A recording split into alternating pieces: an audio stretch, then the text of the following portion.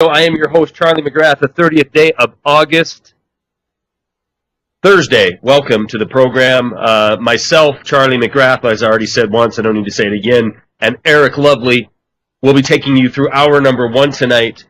Michael Murphy, the creator of Why in the World Are They Spraying, will be the guest for hour number two. Please get into the chat room, wideawakenews.com.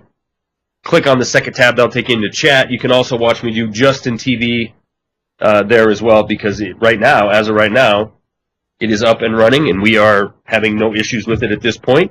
So hopefully that will continue to be the case. Last night we had some technical issues. Oh, hey, I just got a message from Brett that the audio is perfect. This is going to be, Eric, this is going to be a home run night tonight. I feel it. I had a conversation with Brett last night because I keep saying literally. It wasn't literally. I didn't literally have a meltdown. I figuratively had a meltdown shortly after the program, because when things are, it's hard to explain how trying it is when things are going wrong on technical end of things, and you're live and you're trying to do a live broadcast. You're trying to record something. You're trying to get the JTV going right, and then the audio right. It is very mentally taxing. It is literally mentally taxing. And I called Brett last night after the program, and I just apologized to him, because none of this was his doing. It was all, and we boiled it all down to bad internet connection, because we tested everything in here last night. New microphones, new headphones, hung up and redialed. We hung up, Brett called us. We tried everything possible that we could think of to get this audio quality fixed, and it boiled down to bad interwebs. So you can do everything right, and still sometimes you're gonna hit a blooper or foul out or whatever the case may be. All right, topics for tonight. First hour. It is Eric, and Eric, I talked to him for a minute before the program or two, and he seems a little bit feisty. So it could be a feisty hour with Eric Lovely, which that's okay. I mean, Eric is frustrated at times, and I am as well, and it's okay, and it's easy times to be frustrated in. Thank you to everybody who's commented on the video I put out earlier today. I want to touch on that a little bit and then kick it over to Eric Lovely. In a nutshell, if you didn't watch the video, and I want to give you a short excerpt of a speech that was issued by our president. Now, let me read this to you. Since the days of FDR, our country has borne a special burden in global affairs. We have spilled American blood in many countries, here and abroad. We have spent our revenue to help rebuild from rubble and develop economies. We have joined with others to develop an architecture of institutions from and including the United Nations, NATO, and the World Bank to provide common security and prosperity for human beings. This is actual text out of a speech that was given in 2009 by President Barack Obama. Now, what was he talking about? This excerpt is paragraphs and paragraphs into this speech. The whole gist of the speech, the whole reason for it, was at West Point, was talking about the drawdown of troops in Afghanistan, and in fact, to have the troops out of Afghanistan by July of 2011. Well, here we sit, well over a year past that date, and we have a incident yesterday, another green on blue killing, where 5 coalition soldiers, these 5 happen to be from Australia, were killed by the people that they were training. These Afghans were bringing up to handle their own security. They killed 5 of their trainers. Now, like I said, green on blue attack. Certainly this isn't the first time this happened. In fact, it was the 34th time this has happened in 2012 alone. So we get a president that is chiefly elected on the nonstop media coverage of Code Pink, the nonstop media coverage of Sheehan talking about ending the war and the atrocities of the Bush war. So what happens when Obama gets into the White House? We don't stop war. We continue war. In fact, we accelerate war around this planet. We just change the perception of the people in this country by changing what's being fed to them by the mainstream media. No longer do you see Code Pink out in the streets or any other anti-war activist. You don't see Cindy Sheehan anymore. She's about evaporated out of the mainstream, I'll say. I mean, she's still an alternative media, but out of the mainstream, she's gone. We don't talk about anything other than the patriotic duty of every American to get on board and get behind the killing machine that is the United States of America. And that's what we become. We become this killing machine around the world. And if we think for a second that Romney's going to step up and change anything, forget about it. You know, first of all, Eric and I can have this debate we did last time he was on the program. I don't think Romney's going to be the next president, but it doesn't really matter. Like he said before, flip a coin, left sock, right sock. It doesn't really matter. We're going to continue to propagate war around this planet. And today, Romney's top foreign policy advisor came out and started talking about how our next great enemy is the foe of the day, the foe of choice, Russia. Russia is our greatest foe in a geopolitical setting. Why is Russia a great foe? Well, you know, we gave reasons. The top advisor gave reasons why. Because Russia is allegedly crowding out civil society. They're trampling on human rights. And they oppose us, the United States, in a number of interests. See, I read this kind of thing, and I mean, my fist clenches, right? It just infuriates me. I have a top advisor for Romney, the red team, talking about Russia as being this giant foe, not because they're pointing nuclear missiles at us, you know, not because they're trying to put nuclear missiles in our hemisphere or anything like that. And we can't go back to the days of yesteryear when we had a Cuban Missile Crisis or we had the big Soviet commie threat coming our way. No. Russia is the foe now because they're crowding out civil society and they're trampling on human rights. We cover on this program almost every single night subjects such as free speech zones, such as see something, say something, National Defense Authorization Act 2012, how we are all becoming belligerent actors, indefinite detention, TSA Viper team, Department of Homeland Security, 400 million rounds of human shredder ammunition, drones being used to make arrests on civilians, Brandon Robb being cuffed and stuffed, taken to a mental institution 3 hours away from where he lives, even though there's one 7 miles away from where he lives, and then the mainstream media saying, well, it's good for the country. It's good for the country. That really wasn't an arrest. We're just sitting him down to have a little chat with him. The hypocrisy and the redundant nature of the propaganda is beyond belief. Yet we in alternative media will be told by people tuning into this program or the YouTube videos or whatever that, you know, we keep saying the same things, peddling fear over and over again. I'm not peddling fear. We're in it. I mean, this is it. We're here. I'm not saying that the totalitarian police state's on its way. It's here.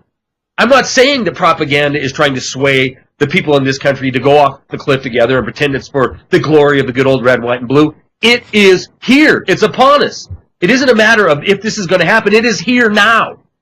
We have a 1 in 20 million chance of being killed. Eric Lovely, you have a 1 in 20 million chance of being killed by a terrorist in this country. 1 in 20 million. Yet, there's a 1 in 19,000 chance you're going to die in a car wreck when you go to the grocery store.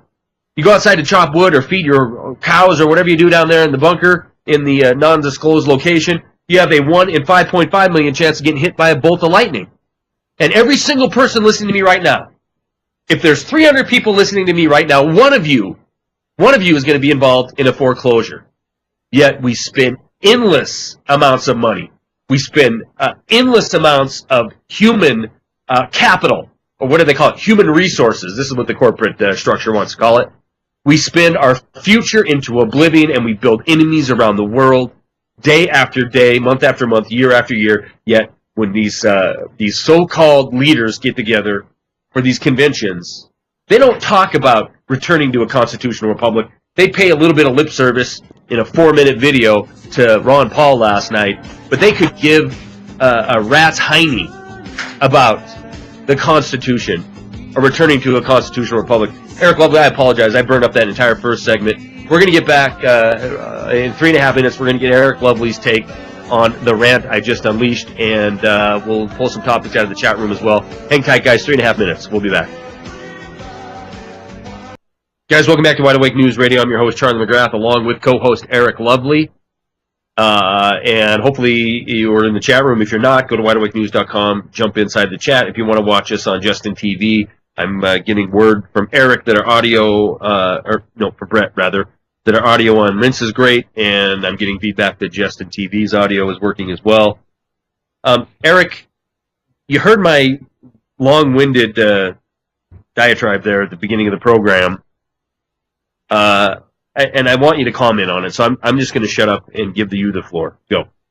Well, I'll comment on it. I certainly will comment on it. I'm going to paste a little link here in the old chat room. Oh, I'm going there now. It's a particular story, and you can read it. However, I think that the individual, he's well known. The individual who wrote this is Jeff Berwick, I think is his name. Yep. And what? Yes. Jeff Berwick is a chicken-livered, little-livered, spineless guppy piece of snot, basically. Even though the article is pro-freedom. See, here's the idea. At the top of the article, for those of you who aren't in the chat room, you're missing out, because this is the reality. The first three pictures, once you look at the pictures are what's important. You're going to see three pictures of the moron Mitt Romney. One of the pictures has Obama in it, who's another moron. But I want you to scroll down to the fourth and fifth picture. And I want you people to look at this. That is the Republican National Convention. That's what it looks like in Tampa, Florida, for you to cast your vote.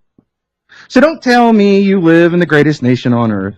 Don't tell me that your leaders that you can vote and you can change things and somehow your ballot box is going to make a difference. You're an idiot. You're weak, you're worthless, and you're spineless. For all those of you who haven't figured out that you live in a fascist nation, I don't know what to tell you. I don't know how to give it to you. And for all those of you who don't think you live in a police state, here you go, Exhibit A and Exhibit B. When you go to your free and equal elections, for you to vote for your free and equal change, what are you going to get? You're going to get a bunch of douchebags standing on the street in body armor and guns and clubs and things to basically beat you into submission. Your words are not going to change a thing. I'm tired of people. You know why? The American population is weak. We put money into weak, pathetic people. We follow people who are weak and pathetic. People who talk about how they're pacifists and how they have difficult, they don't want to be lumped in with the militants and so on and so forth. But let's really look at this. This is what your enemy does to you. But the problem is you're too weak to meet them on their own ground. You're cowards. You're spineless. You live in a fascist nation. You're going to continue to live in a fascist nation. The sheepdogs who have been around for centuries now. The ones who are responsible for birthing the nation. You see, the mass population who's out voting, who's complaining, who doesn't want to be on a list, and they want to wave signs, and you want to talk about your idiot mentality. You know who you people are? You people are the 70% of the population who stood around with a thumb up their crack while the sheepdogs went out and created America. That's who you are. That's who you're always going to be until you decide for yourself that you want to make a change. Because Chairman Mao got it right. Political power comes from the barrel of a gun. You see the Republican National Convention? They brought their barrel.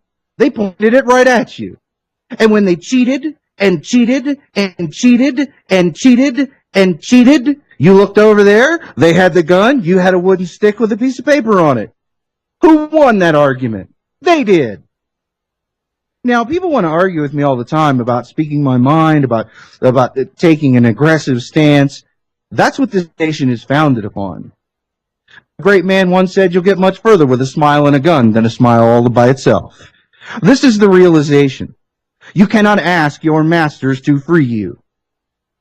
Just as Thomas Jefferson said, you must tear it from their hands so violently that it will shake the very soul of their offspring.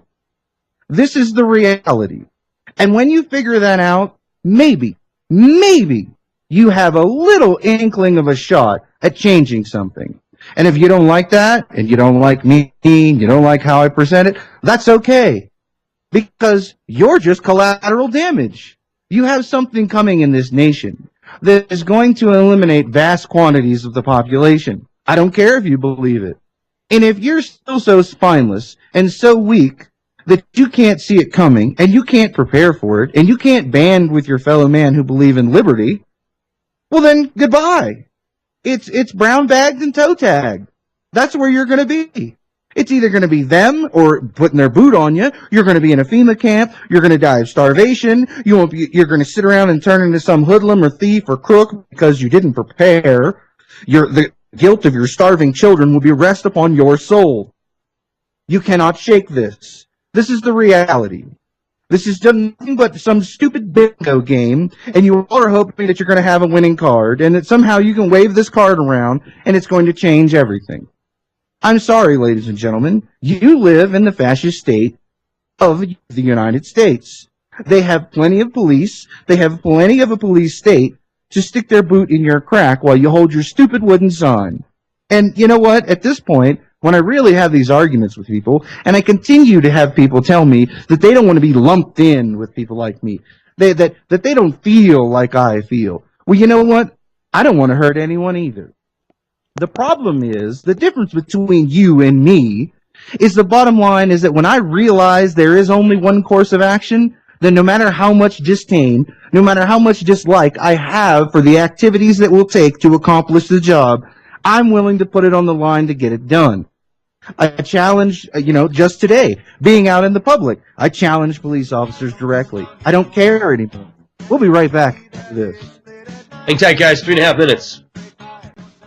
Welcome back to Wide Awake News Radio. Charlie McGrath, your host. Eric Lovely is our co-host tonight, and we continued our conversation during the break. Eric, I had asked, you had brought that article in the chat room, and the title of it is, and I'll put it in there again right now.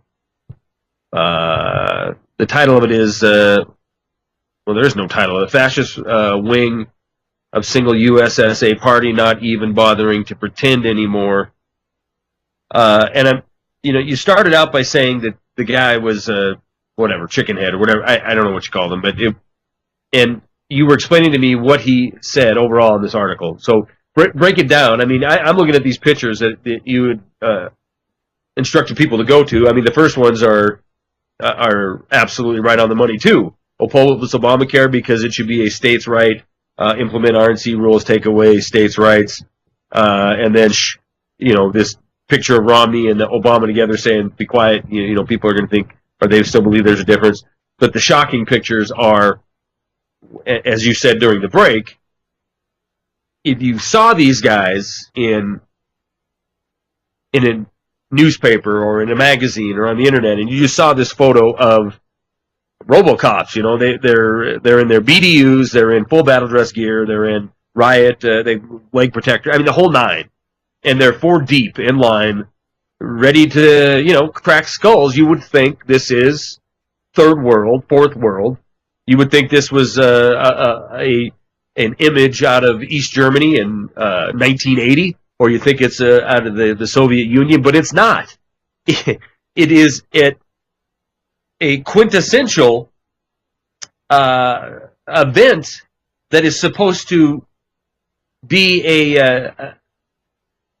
a show of our so-called freedom at a convention for the Republican Party. We have to have, I think it says sheriff on their chest plates, on their bulletproof chest plates. But this is military. This is police state. This is militarized police standing there ready to go to bash someone's head in if they do anything outside of the free speech zone, outside of the corner that they're supposed to be standing in. This is exactly why this warning, this memo was released by DHS and the FBI warning about people that spoke out, or if any violence occurred, it was going to be because of these terrorist anarchists. I mean, what else can you possibly... This is where we live. This is the United States of America, the police state. It is here. It isn't something coming in the future. Welcome to it. Yeah, I mean, I don't know what. See, the whole idea of it is that with people who can't really wrap their mind around it, The idea of a free election is a show of power where free individuals show their power, their physical ruling leadership of the nation. Okay, and when you go to this convention, it is a show of the public's power. Well, who showed up showing power? Did the public? Did the public show up showing that they were the power center? No, the state did. The state stood outside the wall and showed you who's in charge. The guys with the guns. Right. Okay, if you don't believe that, then I always say this, so I don't know what to tell you, but I do know what to tell you. You're an idiot.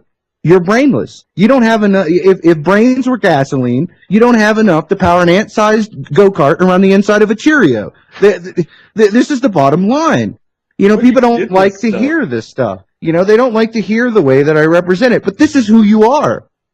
When they say look in the mirror, and I'm going to be that guy who changes something. Oh, yeah, I'm going to go look in the mirror after all these morons that you dump money into, like Alex Jones and the rest of these idiots who aren't really going to do anything, who aren't going to do anything to help you, and you shun everyone who has any passion or ability to do something to help you, to push you in the right direction, and you go over there and you look in the mirror, I'm going to be the change, and then what do? You run do the same thing that every moron that came before you do. You get your little stick, and you have a little piece of paper on it, and you call your senator on the phone, and you complain and hang up real quick so they don't, come get you, or you write some stupid letter, and you put your name on the bottom of it, and you mail it in. Oh yeah, you're a freedom fighter. Hoorah! You're just such a manly man. You know what I mean? And let me tell you what, to women, to the women who are in the freedom movement, who do have the passion I do, because I get letters like this all the time. If your man is that man, he's useless. He's pathetic. Get rid of him.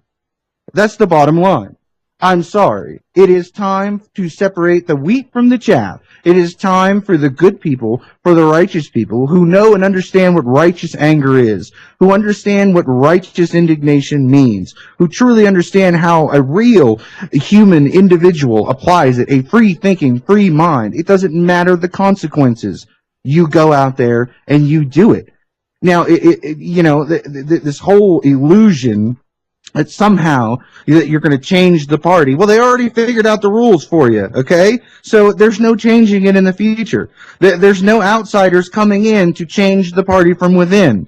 And this whole idea of idiots who think, well, somebody should go and be a third party. Look, you have lost your mind. I don't know what world you live on. I don't know if you have enough IQ turned into electricity to turn on a light bulb. I mean, really. This is not hate speech. This is the facts. Your delusion that you live under is the problem.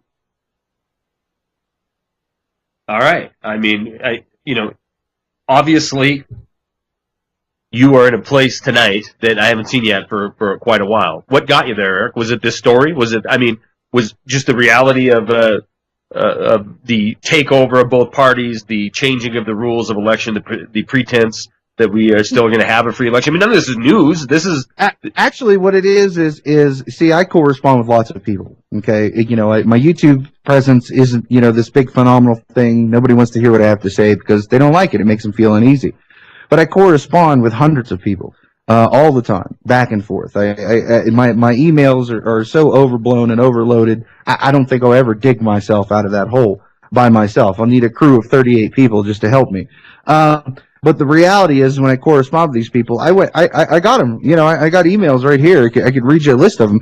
I have over 150 people, families, talking about what are we going to do next, and what candidates are we going to look forward to, or what peaceful sit-ins and things can we generate, and they just keep going down this trail that somehow they think that one individual is going to have a Gandhi moment. He's going to walk down the street and walk on freaking water, and everybody's going to go, oh yes, you guys are right. We should stop brutalizing you and living in big mansions and taking all your resources and killing your children and taking away your retirement. Yes, we should stop. We should give up all of this power. Oh, do we have to give up the power? Is anybody making us? No. So why should I? If you let a thief in your house and you lay there on the floor in the prone position with your face on the floor and a sign on your back saying, I'm not going to do a damn thing, take anything you want, do you think he's going to say, oh, wait a minute, this is wrong, I'm going to leave? I mean, really. What kind of retarded people live in America? What kind of useless, mindless guppies are these people that make up the majority of the population in this nation? That, to me, it's just the reality. It's the reality setting in that no one is learning the lesson, that they are ignoring the lesson that was taught to them through the failed campaign of Ron Paul and the failed public campaign of Ron Paul. Very public this time. So this is the reality. No one learns. Everybody wants to just slink back into their house. Oh, I have children to feed. I have to continue licking the boots of man because I got to put some cabbage and some peas on the table as my child is withering away to nothing. Blah, blah, blah. We're going to be back with blah, blah, blah and more Eric Lovely. And I'm going to talk in this last segment with a little bit of I told you so type of moment. So hang tight. We're going to be back with Eric Lovely Sideways. All right, welcome back to Wide Awake News Radio. Eric Lovely and I, final segment of this first hour. Eric and I continued the conversation a bit during the break, and those of you on JTV heard, what that was about, and this is probably where it's going to go the last 15 minutes or so. But I want to take what Eric said in that last segment and kind of expound on that a little bit, because I feel his frustration, and I really do, especially with people that I know have heard the truth. I know they've heard the truth because they've heard it right out of my mouth. Yet they still want to come back with, well, Romney's going to change it, or we're going to get the right guy in the office, the wrong guy in the office. That I could not be more in agreement with Eric on, as far as these people, they're lost. But I truly believe everybody needs the opportunity to realize the truth and have it told to them, because perhaps they are like every person in this country who grew up, went to school, got a job, and are just doing their grind, not paying attention, because most of the population doesn't pay attention to anything that's happening in their name around this planet, let alone in the country itself. Most people could care less. They're just involved in what they're involved in, and until they hear the truth and reject that truth, they're just, I don't know what to call them. They're just going along to get along, not understanding that they're being sold down the river. You see, I know you're going to reject that. That's what you're going to say. I think it's a weak mindset. Every time you get a job, whenever that paycheck comes in, yeah, and they take 33% digging into your pocket. Yeah. Oh, you want to go do something? Well, go get a license. Or if you want to go do this, well, go get somebody else's permission. You know what I mean? You never stop being a child. The people know that it is ridiculous to think that they don't know. No matter what they do in this life, the moment they realize that working for the man, that schlepping along and paying their taxes, any idiot knows this the moment they go do it. They placate themselves. Oh, I'm doing the thing for the greater good. They placate themselves because they know that it is wrong. Everyone knows it is wrong. Everyone knows that sticking someone else's hand in someone else's pocket is wrong. But every single time you punch that time clock, you're letting it happen. And step out of line just once. Say you don't agree. Even go down and ask them why this is happening. Okay? And you will get the boot. This isn't something you can hide from. This is like saying that the people living in Nazi Germany somehow didn't know that Hitler was a bad man. That they somehow didn't know what was going on was a really bad scene. I mean, it's ridiculous. To me, I think that, people want to hear something positive. People want to hear change. They want to hear a thoughtful idea, or they want to hear something that teaches them. No, I don't think people are sitting here waiting for something positive to come out of the conversation. Oh yeah, I saw it 3 or 4 times in the chat room. Say something positive. And the problem is there's nothing positive. You live in a fascist state. There is zero positive about that. There is no upside. There's no uptick. There's no upswing. You're never going to get out of where you are, okay, unless you become one of them. Unless you're going to grease their palms, lick their boots, and say, yes, massa, you aren't getting anywhere. And that's the reality of life. What is there positive to say? You're still breathing? Oh, well, gee, good hooly for that one. What else do you have? You don't own your own property, okay? You pay rent to live on your own land. You can't build on your own land unless you get someone else's permission. It's ridiculous that we continue to go on saying that there are people that don't know. Okay?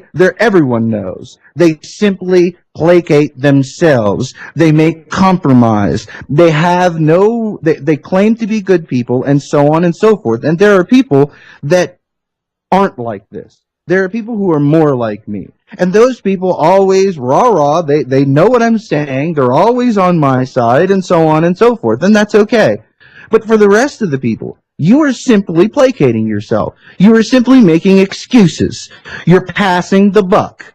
You're going to say, oh, well, we're going to do all this, and we're going to make sure we've covered every base, and we're going to do the rerun, okay, of Happy Days, and each generation is going to do the same exact thing as the generation before it, and you're going to continue to lose more ground, and you're going to say, well, you know, we're trying all the right ways to do things. Oh, we got to educate them people. There isn't an idiot in this country that doesn't know what's going on. I mean, that's the reality. They're either in favor of it, B, they're on my side and they're not in favor of it, or C, they're in the middle riding the fence going, oh, why can't we all just get along? Why can't we all just be friends? You know, and those people are more useless than the enemy. So, I mean, this is the reality of where you live. People don't like to hear the truth because the truth hurts.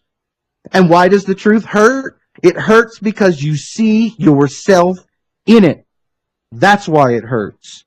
And people don't like that. People want to hate the messenger because when they hear the message, they're staring at themselves and they get angry and they want to reject it. Or they have loved ones down the street who hasn't come to grips with it, so they want to make excuses. Oh, I got to save my loved ones and this and that and another. Well, guess what? You're on the Titanic. It's already split in half and you're sinking. What are you going to do? All right. What are they going to do, Eric? I mean, Well, you just categorize everybody that doesn't agree with you as an idiot, right? So what are they going to do? I mean, here's the thing. No, wait a minute. Here's the thing. And this was the I told you so moment. You and I have had this debate, not debate. I mean, because it really isn't a debate. I mean, what you're saying about the condition of the country, where we're at, I agree with you 100%. But what you're saying about the people of the country, I don't agree with you 100%. If you think there's going to be this 3% that rise up and take the country back, then you're living in a fantasy. Because that is not going to happen in the United States or anywhere on this planet in the year 2012. It's not going to happen. We're not going to see redcoats in the street. We're not going to see people coming down the road and taking your crops and taxing your tea, and people are going to throw a fit about it. We have hundreds of years of this buildup of slavery in this country, and the people are just going to keep shutting up and going along. For the most part, they're not even going to get involved until the lights go off. So it brings me back to the conversation that you and I have had over the years, which is until there is a true crisis of reality, nobody's going to pay attention. And what I mean by nobody is the vast majority. They're not going to pay attention until it's at their front door. That's why when they are awakened at the knock at the door, we do need people like you out there who've been speaking this truth for 2 decades for guidance.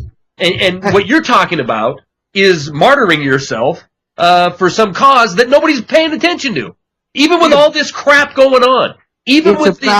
It's about morals and principle.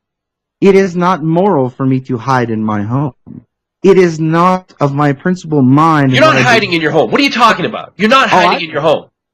You're not. I'm not hiding in my home. The people that are showing up to protest, you are after them because they're carrying sticks and with signs, but they're not hiding in their home. I mean, they see what's going on. They're going through the process of trial and error until they get to the point where they realize there is no marching in the street that's going to change anything, or letters to senators are going to change anything. You're asking people to go from point A to point Z with the flick of a switch, and that is not going to happen. Period. Well, that's not my problem. You know, I go into town whenever I venture out from the homestead and things of that nature. I've walked up on traffic stops and expressed my opinion and told them where they're breaking the law. I have stopped traffic stops simply by doing so. I have asserted myself. I don't walk away from the problem. Ooh, there's some police. Let's go around the corner. No, I go get in their face. You see, that's the difference. A moral man, a righteous man, or a righteous moral woman is going to go and get in their face. They're not going to walk away. You know, you watch the people at the protest, right? Ooh, they're protesting. Ooh, they're not moral because they're protesting. They're not. Well, listen. Listen. how moral are they when the police storm in and grab 5 people, drag them out in the middle of the street right in front of them? They outnumber the cops 7, 8, 10 to 1, and they're going to stand there and watch them beat them, and they go, oh, the whole world is watching. The whole world doesn't care. Okay? You were there, you were at the moment, and you did nothing. You're not a moral person. You're not a righteous person. That's the bottom line. That's the reality. If you aren't willing to step up at the plate at the time of the infraction and get your hands dirty and get the job done, then how in the world can you call yourself a moral person? This is the reality. And people don't like it. They want to make excuses for their behavior. If you see a man being stabbed to death or a woman being raped, are you going to step up and do something? Okay, so what's wrong with stepping up and doing something to the police? Does that word sheriff on their chest all of a sudden make them Superman? Are they not made of flesh and blood? Do they not bleed and die like everyone else? They're nothing. They're the same as you, and you outnumber them, and you cower. The people who sat on a train and watched some poor boy get shot in the back of the head, and all they did was, get it on video and put it on YouTube. We'll get those dirty bums. I mean, it's ridiculous. It's because no one wants to be the one out front putting their neck on the line. And when I do it, if nobody wants to do it, that's fine. That's fine. It really is. I'm going to do it. But I'm tired of people attempting to stop me from doing it, attempting to tell me that I need to change my venue and I need to go a different direction, because it isn't going to happen. If I see it, I will deal with it, and I will deal with it at the time. I don't care if it's a complete stranger. I don't care if I got to put holes in people. Do you understand? The righteous man, just like Thomas Jefferson said, meets his enemy on the road, head held high, and if I die, I meet my maker with no regrets. Amen, Eric Lovely. Thank you. Well, I'm trying to see. If you hear the music, let me know, because I'm not hearing it, and we're running past the time. But there's not a lot that we have in different as far as our opinion of where the country's at. I think that castigating the folks that are protesting, that are in the streets, because they didn't jump in the middle of somebody being arrested. Come on, man. I mean, we need to get the people that don't even know that there's a convention going on.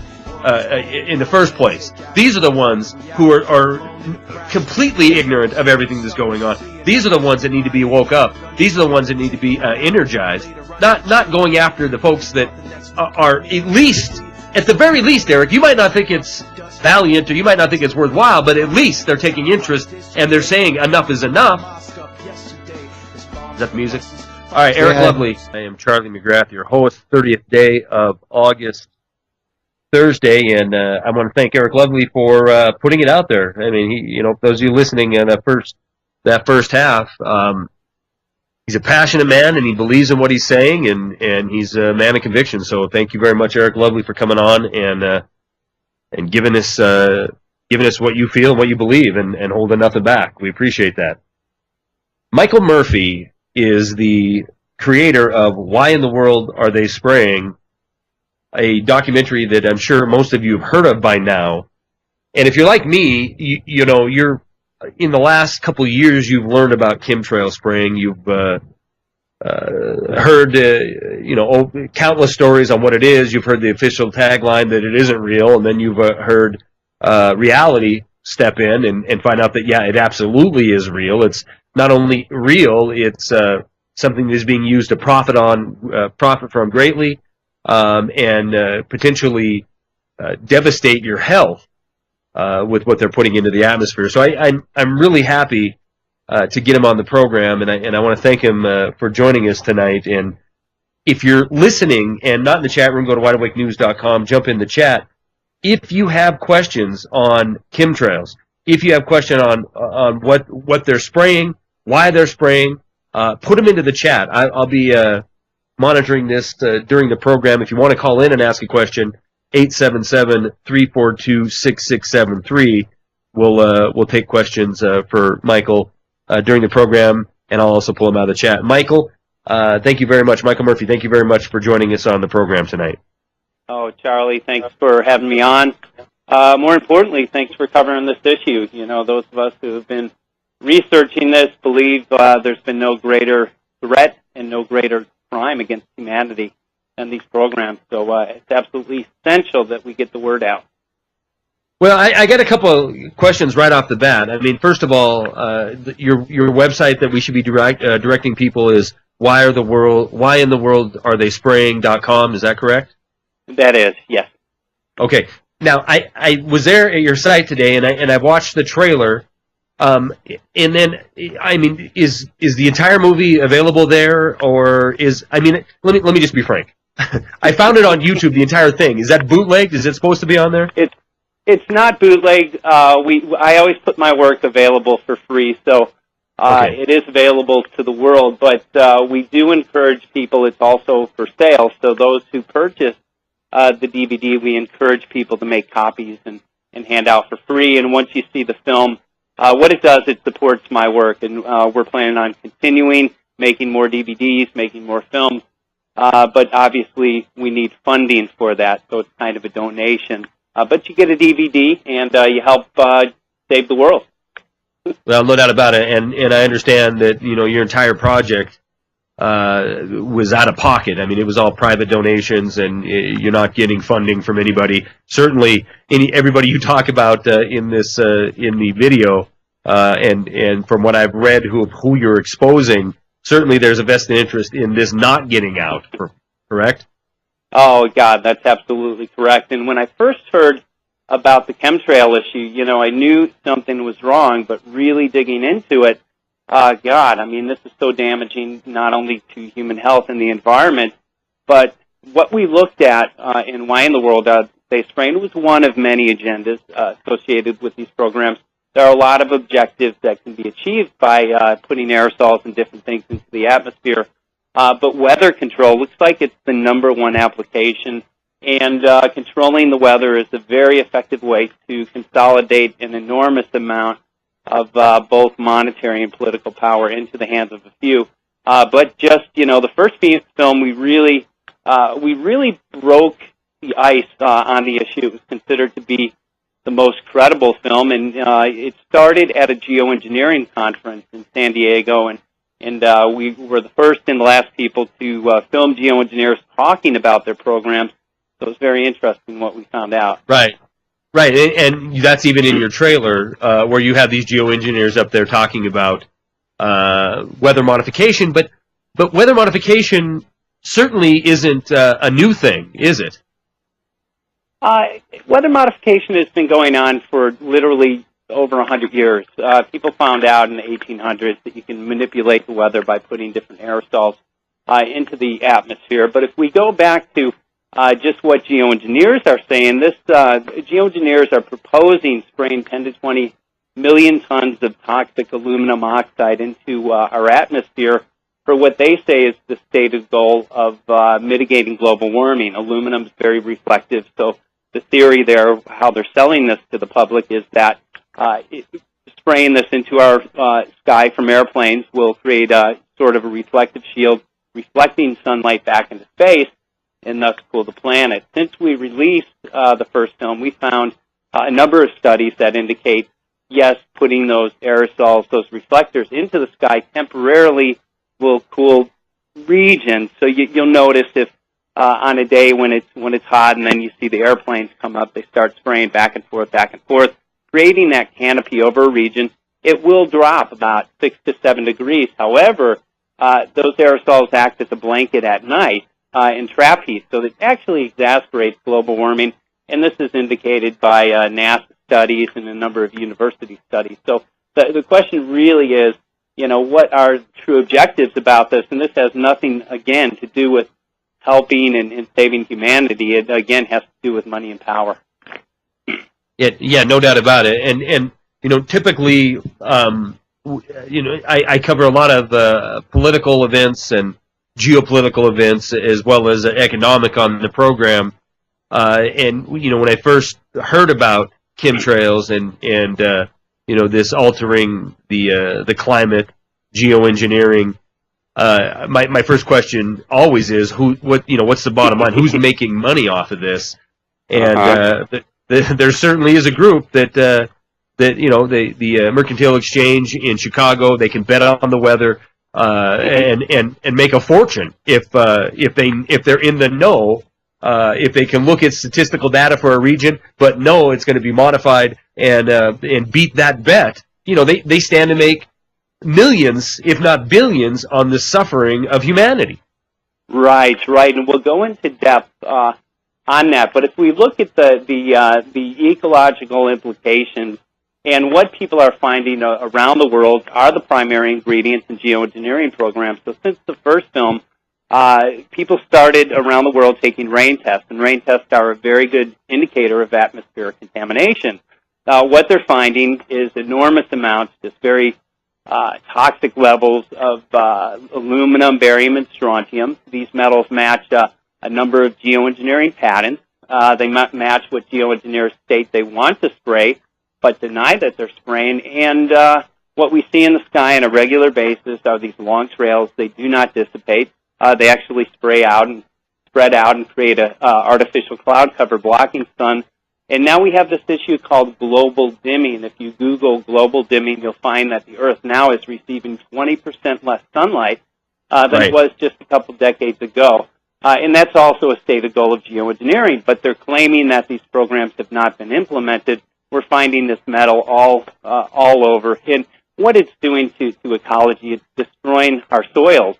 It changes the pH. In Northern California, the pH has changed between 10 to 12 times the normal alkalinity, which is devastating to forests, and also natural organic food. So we're seeing crop loss, incredible crop loss. But you had mentioned some of the agendas behind this. And if we look at the primary ingredient, which again is aluminum oxide, geoengineers state aluminum is an effective metal to spray in the sky because it's lightweight and it's very reflective. What we have found is aluminum is a very effective conductor in the sky. And if you notice, we've had a lot more lightning than we used to just about 10 years ago. That's because our sky is literally filled with this conductor.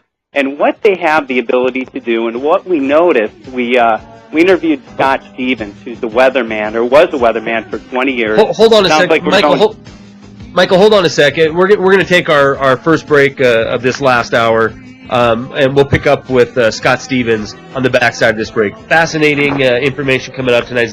Guys, get into that chat room. Michael Murphy, the creator of Why on Earth Are They Spraying? We'll be back with him and more Wide Awake News Radio. 3.5 minutes. Hang tight.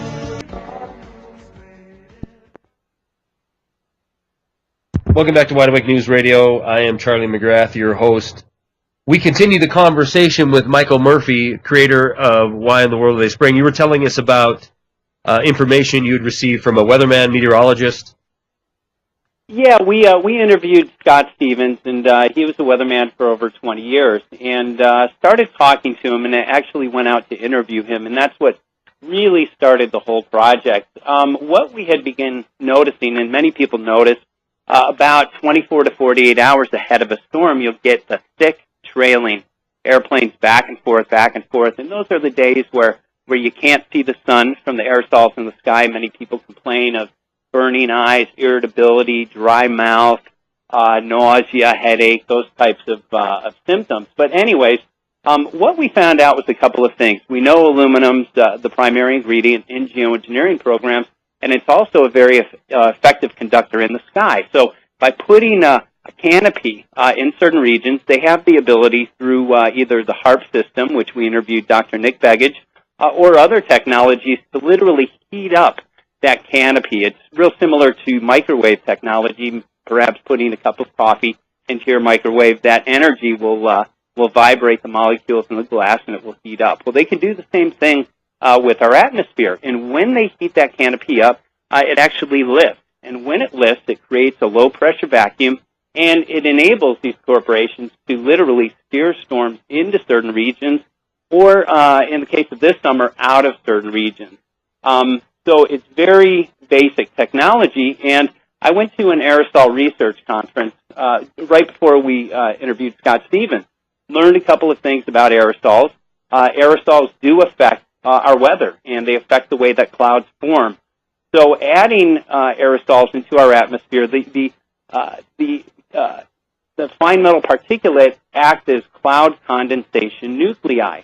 And what that does, instead of when water evaporates, it lifts into the atmosphere, and it combines with all other water molecules, condenses, and eventually falls as rain. Well, when you add particulate into the sky, instead of the water condensing, it kills the storm because the water combines onto this particulate and it drifts. And geoengineers are very open that if they had started these programs, it would create drought. Well, if you look, we have drought.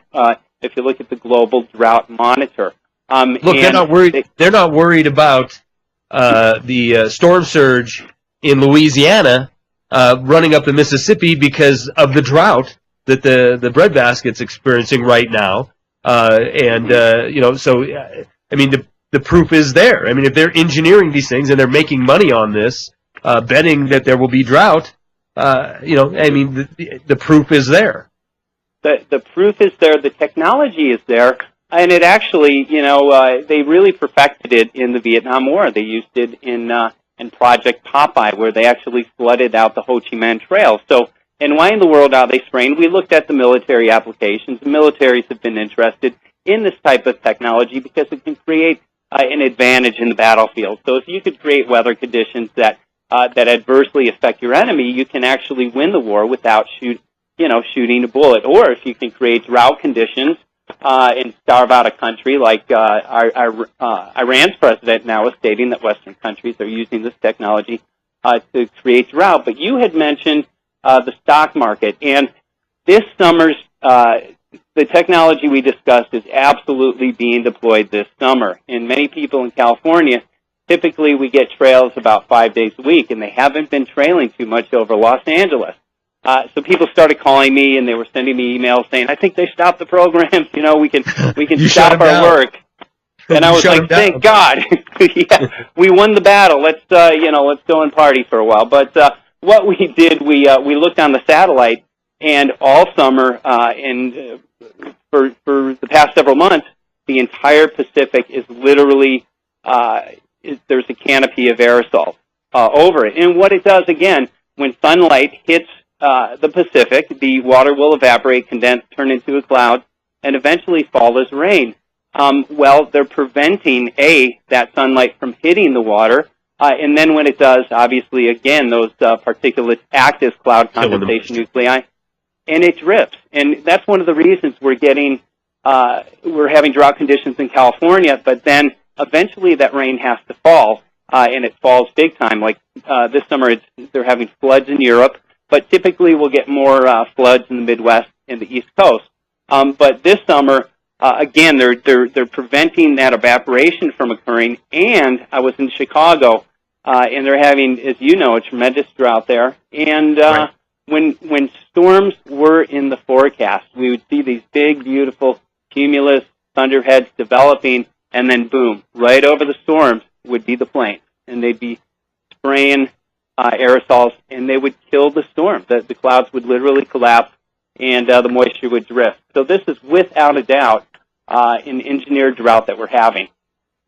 No doubt about it. And I'm in Montana, and you're in Los Angeles, but here in the West, the Rocky Mountain West, we're on fire. I mean, literally right now, we have a haze over the city I live in because we have fires all around us, and this is not just here. It's all the way down the Rockies and down into Colorado. I mean, the West is on fire. The breadbasket is in the midst of drought, and it seems that we're witnessing what happens when you want to create another form of derivative to bet on. We talked about this with Rosalind Peterson when she was on, who I believe she was on here a week or so back. We talked about this new derivatives market betting on the weather. It's completely insane. Mark, I know we have a caller named Mark on the line. Mark, we're going to go to you right after this second break, so hang tight. Hang tight, audience. We'll be back with more Wide Awake News Radio, 3.5 minutes. Hang tight. So we are joined by Michael Murphy, the creator of Why in the World Are They Spraying? And before we get into a conversation that will alienate the caller, let's go to Mark, who's been holding for quite some time. Mark, thanks for calling. I appreciate your participation. All right. So recently, just yesterday, there was a caller it called in from the Ron Paul convention, or our Republican convention, and Right. the whole station got cut off for about 50 minutes after they let the guy talk for about 10 minutes. He was talking about how they weren't getting they weren't allowed to talk, and I don't know. Okay, I'm not really following you. Did you have a question for Michael Murphy on his movie, or are you commenting on last night's program? No, I was just commenting on the fact that the local radio station just played static for about 50 minutes after they let a guy talk about Ron Paul at the convention. But also, I've had like no chemtrails here, and nothing that I can see at least. Are they going to invisible chemtrails or what?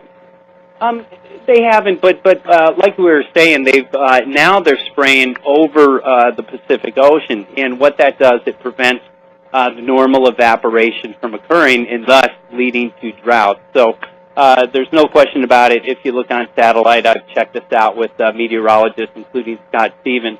That is what they're doing. That's the agenda. But what we're talking about, and Charlie brought up a great point, certain individuals are making billions of dollars from this through weather derivatives. And when I first heard about this, my jaw dropped when I heard that weather was being traded on the Chicago Mercantile Exchange. So we went out to Chicago and we interviewed Mike Agnew. He's a trader, and he told us about some of these derivatives and what kinds of corporations, companies would be interested in this, and heating companies would be interested, seed companies, and what it does.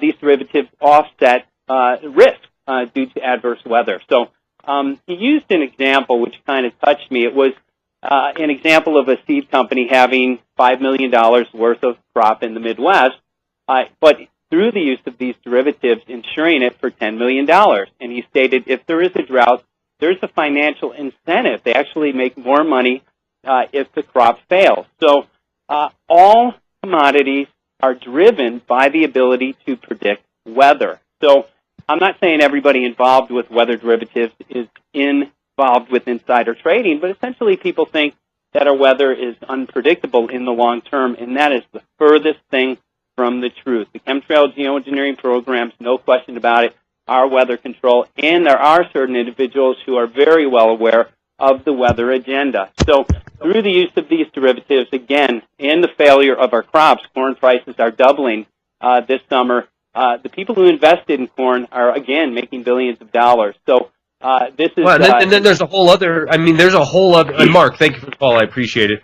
But there's a whole other layer to this. Because, it's like shorting a bank or shorting a stock. You could have insurance companies that are involved in this that are insuring these known to be coming soon losses, but they're hedging by doing the 10-to-1 derivative purchase like you're talking about. So, if we've learned anything in the last several years is that, there is plenty of money to be made on the way up, but there's even more money to be made in the misery of humanity, no doubt about it.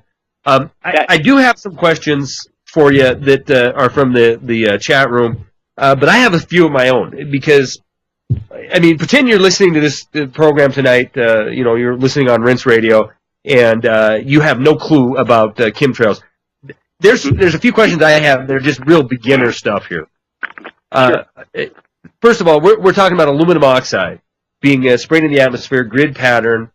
You've done a masterful job of explaining how this can kill a storm. This can also lower the temperature in certain regions. How's it delivered? Is it delivered into fuel of aircraft? Is it unwitting airlines that are buying fuel that has this additive in it? Or is it, government planes that are crop dusting the country? Well, I think all of the above. There are a number of disbursement methods. One thing that we covered in both films was a patent, a Hughes aircraft patent. It's called the Welsbach patent, and it was a device which was designed to actually spray aluminum oxide and other metals out of airplanes for the stated goal of geoengineering, creating those grid patterns. So anybody can find that online, and again, it's called the Hughes Aircraft Patent. John Holdren, Obama's science czar, who's very supportive of geoengineering, discussed adding it to fuel. I haven't seen any evidence about that, but again, it could be happening in fuel. And then there are some patents for flares and other disbursement methods. One thing's for sure, they want to keep a plasma, a layer of these aerosols in our sky at all times. And even when the trails are not visible, people in my community are noticing that the sky is not the deep blue that we had just a few years ago. It's a silvery blue, and that's because, again, our skies are literally saturated with these aerosols. They're showing up again in rain tests around the world, devastating forests, natural food supplies, and they're also showing up in people who have been getting blood tests, have been getting very high levels of aluminum, barium. A group of over 20 people got their barium tested. About 85% of them had levels considered to be 1,000 times over the elevated amount. Aluminum-related illnesses going through the roof. Respiratory mortality went from number 8 down to number 3 in just the past 6 years.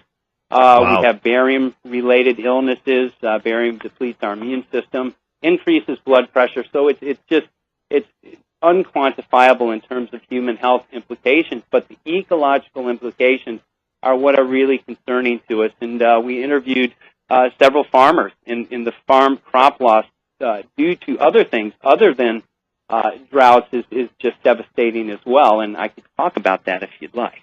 Sure. Please do. I mean, I wanted to talk about that, but you covered a couple of the questions others that I had. Is this cumulative? Does it stay in the atmosphere? Does a portion of it stay in the atmosphere? And you said there's this plasma that's building up around the globe, and it's affecting the blue, the color of the sky. We notice it isn't as deep blue as it used to be, but it's also showing up in the soil. But does that mean is there different substances, or is this aluminum oxide? Some of it's staying up there, some of it gets falling into Earth in the form of rain, nuclei. Is there multiple things happening, multiple chemicals being put in the air? There are, and there's more than just heavy metals. Clifford Carnicom has done a lot of great research. He's found biological. So the rabbit hole goes really deep with this issue. We covered it from the geoengineering aspect because most people now are noticing that something is wrong, that forests are collapsing. They're noticing that our weather is off balance, and they're starting, thank God, to actually notice the trails. Geoengineers state that the lifetime of the aerosols in our sky are years because they're nanoparticles. But just from talking to people notice symptoms almost immediately. I've spoken to emergency room physicians who said during heavy spray days, our emergency rooms are packed with people, complaining of the typical irritability, burning eyes, nausea, headache, dry mouth, aluminum, barium. Those are desiccants, so they'll dry us out. So there appears to be a correlation between the trails and rain tests. When there are more trails, the aluminum, the barium, the primary ingredients in geoengineering programs go up. So, do we want to trust what geoengineers have said? They're not proving themselves. No way. Yeah, no way. Hang tight. We're going to take our last break. When we come back, I want to talk more about testing and how we know what is a chemtrail and what is a contrail. We'll be back. 3.5 minutes. Hang tight. They have an abiotic stress-resistant seed. Abiotic stress is everything that the chemtrail geoengineers create. It's the drought. It's too much moisture. It's heavy metal contamination. Farmers across the globe are seeing their natural organic crops collapsing. They're not able to grow. So either they're forced to sell their land, which is an Agenda 21 objective. George Soros has been buying up farmland for pennies on the dollar, or they go to the GMO seed.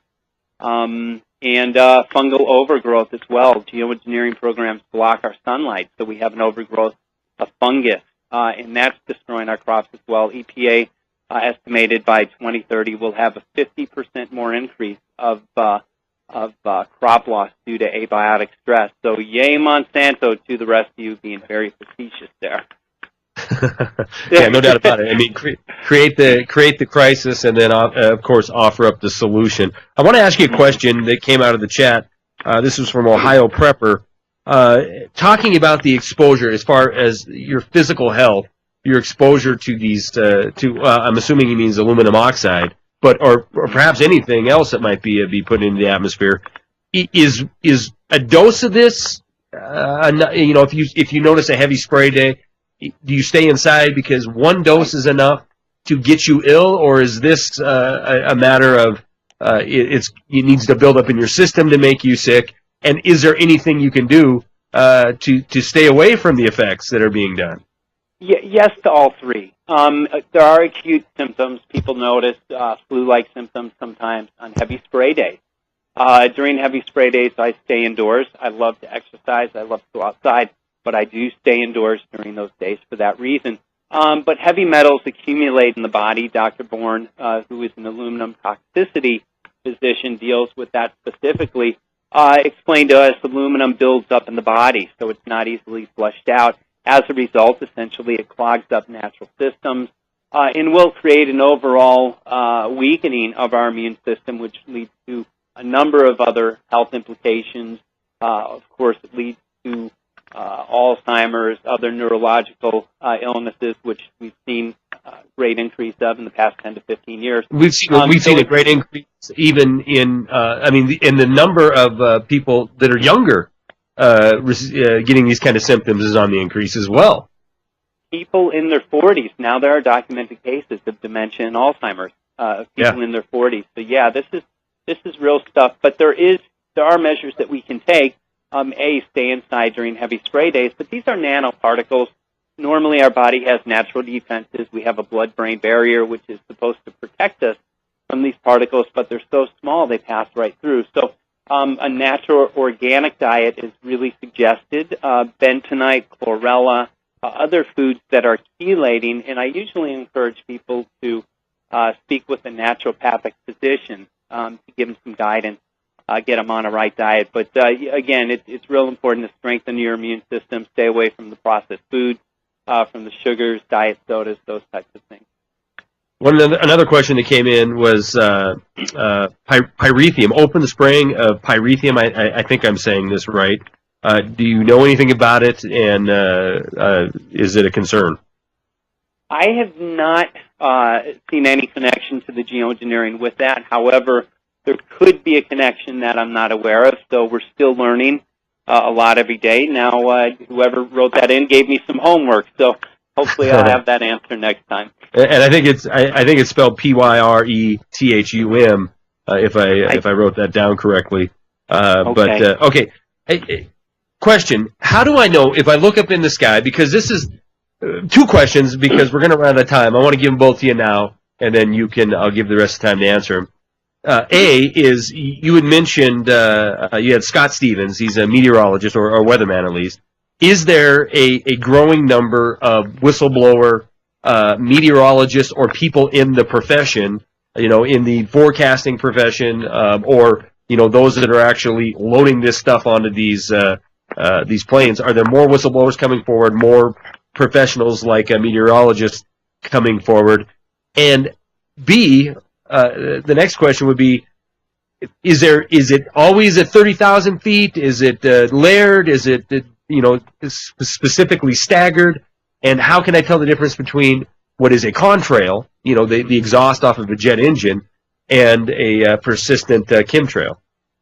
Right. Scott was the first meteorologist, weatherman to discuss this. He lost his job as a result, but now we're starting to see others hint towards it and come out. New York Skywatch had an interview with a local weatherman who was aware of the issue and commented on it. One of the reasons for producing the film was really to encourage people and to provide cover for others to come out. This is a very real science that's been effectively demonized by the corporate mainstream media, and they've used the word chemtrail and associated with people that are crazy, but now is a very effective time to address this. Geoengineers are coming out. They're actually selling these programs to the public, and they're actually calling for emergency geoengineering to start in less than a year. They're using the Arctic methane release as an excuse to do this. So it's real important that we get the word out and actually block this legislation from becoming law. So again, one of the reasons we provide the film for free and allow people to make copies of DVDs is so that they can reach out to the people in the military. I think a lot of the people flying the planes who aren't compartmentalized, who know what they're doing, are, I'm sure, told that they're doing something that's to benefit humanity, and perhaps it would be too scary if they told the public. And I think that's where we need to target. We need to reach out to these people and let them know, perhaps your child's asthma, your parent's Alzheimer's is related to what you're doing. And this certainly is not about saving the planet. It's about consolidating an enormous amount of both monetary and political power into the hands of a few at the expense of everything on the planet. Our atmosphere is shredded. The ozone is destroyed. Every time they spray, it destroys more of it, and the planet cannot handle much more of this. They've literally painted themselves into a corner. So without getting into too much detail, I know that we're running short. Difference between a chemtrail and a contrail. Contrail is short for condensation trail, and when an airplane flies at usually a very high elevation, usually above 30,000 feet, due to the heat in the engines, it will form a vapor trail behind it, which usually lasts only for a couple of seconds. It's real similar to when we breathe in cold weather.